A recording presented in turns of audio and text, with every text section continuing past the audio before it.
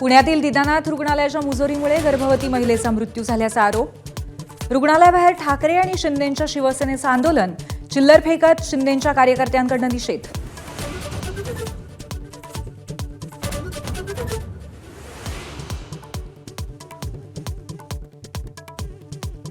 दीनानाथ मंगेशकर रुग्णालयाच्या चौकशीसाठी 4 सदस्यांची समिती स्थापन।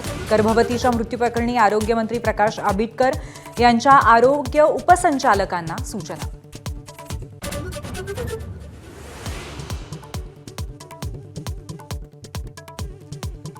शिवाजी महाराजांचा अपमान करणाऱ्यांविरोधात कायदा होणार।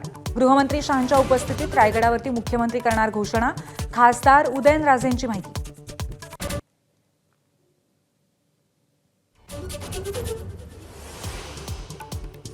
वक्फ दुरुस्ती विधेयकावरती संसदेची मोहर।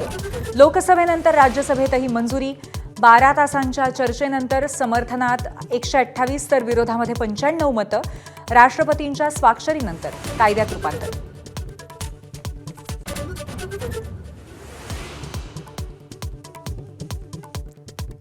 सतीश भोसले उर्फ खोक्याला वनविभागाच्या कोठडीत मारहाण झाल्याचा वकिलांचा दावा। खोक्याच्या पाठीवर मारहाणीचे व्रण। वकील अधिकाऱ्यांच्या विरोधात पोलिसात तक्रार करणार।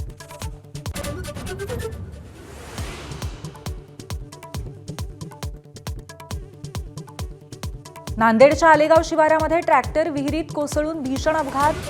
8 महिला मजुरांचा मृत्यू।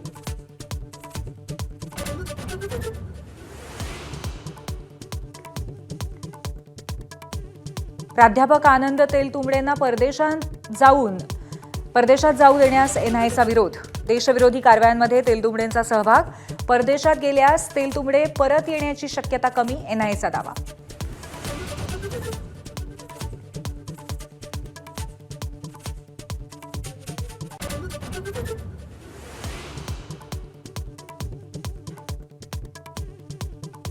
पुण्यासह रायगड, सातारा आणि महाबळेश्वरमध्ये अवकाळीचा तडाखा। वादळी वाऱ्यासह मुसळधार पावसामुळे अनेक ठिकाणी रस्ते पाण्याखाली, तर आंबा, हळद आणि कांद्याचं मोठं नुकसान।